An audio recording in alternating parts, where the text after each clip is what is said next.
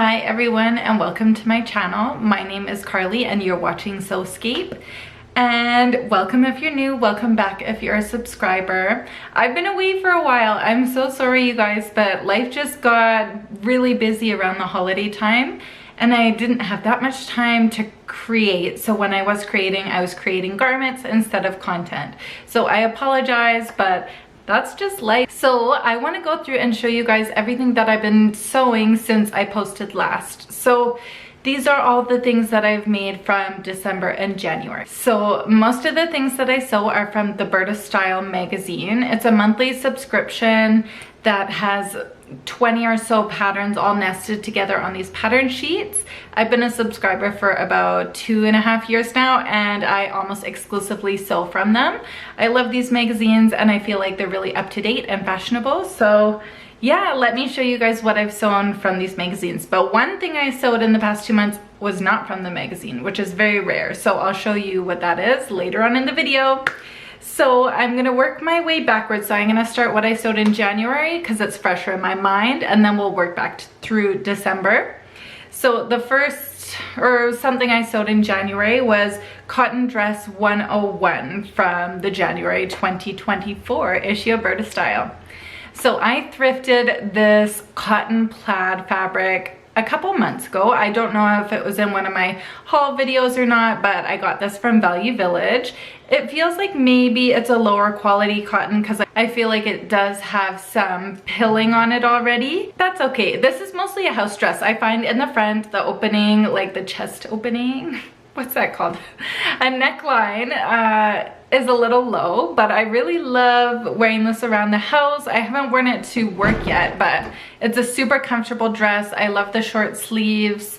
It's supposed to have full length sleeves, but I didn't have enough fabric, so I made them short and I just love it. I would definitely make this pattern again. I feel like a little weird about the back being kind of as blousy as it is, but it really helps it get over your head. This was the first side zip that I've ever installed, so yeah, it needs a little extra room in the back to get it off. Another thing that I sewed up in January is, it's called Wool Skirt 114, but I made it in the length of the skirt 115, so I shortened it just because of how much fabric I had. This fabric is super fun. I bought it from Fabricland on clearance. It's a cotton linen blend. And so this skirt has a D-ring closure, so it's a wrap front, so you can always get a really good fit. I love this kind of skirt. You know, if you want to go out for dinner or something and you get a little bloated, you can just loosen it and it still looks awesome. So this is actually my most recent make. It was like on my shelf for a while. I didn't have the D-ring, so I was putting off finishing it, but I really like how it turned out. So this is a size 40 at the waist, grading out to a 46 at the hip. I added pockets to my version and somehow I mixed up the sizing of my waistband. So the waistband ended up being too small, so I had to gather up the skirt, which has worked out fine. The only thing is the back is, my pockets are further back than they are forward. So does it drive me crazy? A little bit, but will I still wear it? And then we have this top that I am wearing right now. It gets a little kind of wonky in the front, so I like to just smooth it around a little bit. This is also from the January 2024 issue of Burda Style. This is Jersey Top 126. I made mine out of a cotton ribbing that I got from one of my clients when she was getting rid of some of her garment sewing fabrics. And this project was so fast. Like, it's literally a front and a back, and this turns over. So it took me maybe 25 minutes to make, including cutting. So maybe 40 minutes with tracing and everything. And so yeah, one night I was in a bit of a sewing slump and I'm like, I need a super easy project, and this was it. And it goes with literally all of my clothes. It's awesome. I feel like the short sleeves are gonna be good going into the spring, but you can always layer it up with a cardigan and it's a little warmer. But I made a size 42. The front and back pieces are really similar, so I had to put a tag on the inside of the back here so I know which side is which. And now we'll move on to the things that I made from the December 2023 issue of Burda Style. So we'll start off with Jersey Top 103. So I made a lot of adjustments to this pattern. I made it in a size 42. I took out the shoulder pleats of this one just because the fabric was so thick already. I feel like it was just gonna get really bulky up here. And then maybe there were supposed to be more pleats under the bust, and I took any pleats I took out of this pattern, but that did make me have to alter the back neckline just so there wasn't any gaping along my shoulders. And then both front panels, there are two panels that sit on top of each other like this, and it's supposed to be two full pieces of fabric, but this is velvet and it would be so hot. So I did one full piece going this way, and then the under piece, I just did a partial that went right to the bottom of my bust line. So it doesn't get too hot. It's really cute. I bought this velvet fabric right when I first started sewing from Fabricland, and it was on clearance, and it's been sitting in my stash for so long, and I'm so glad it finally has a garment to be worn as.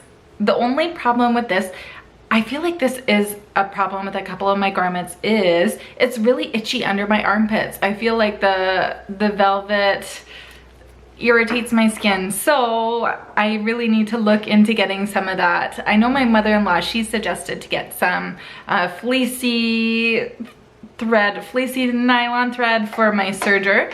So I haven't got that yet, but I'm for sure gonna get it and maybe go around the armholes of this because yeah, it makes my armpits so itchy, but it's worth it sometimes.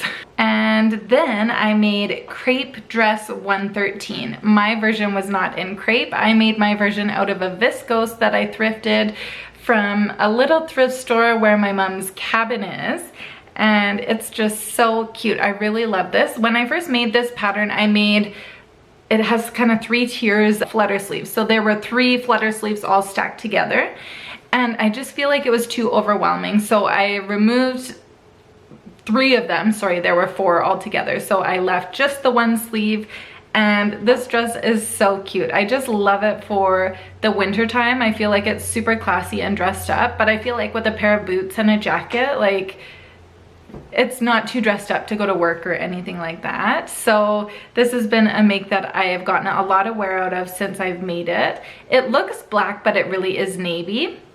I made a size 42 in the top, grading out to a 46 at the hip line, and yeah, I wouldn't make any adjustments to this apart from the sleeve. But I do love those 3 sleeves, or the 4 sleeves, but it just, maybe with the fabric was too overwhelming. Might have been better in a solid.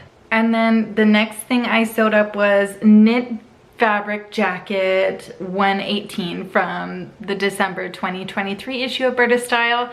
I sewed this in a size 42. Once again, it was a super simple make. I've actually never made a cardigan where it turned out just how I wanted it, and I feel like this turned out just how I wanted it. This actually, I bought some black fabric from the thrift store, black knit fabric. It feels definitely like bamboo, like it's a really nice fabric. And when I went to go cut it out, I realized I actually bought, it was a baby wrap, you know, those things that people buy to, you know, wrap a zillion times around your baby so they're nice and secure when you want to wear them.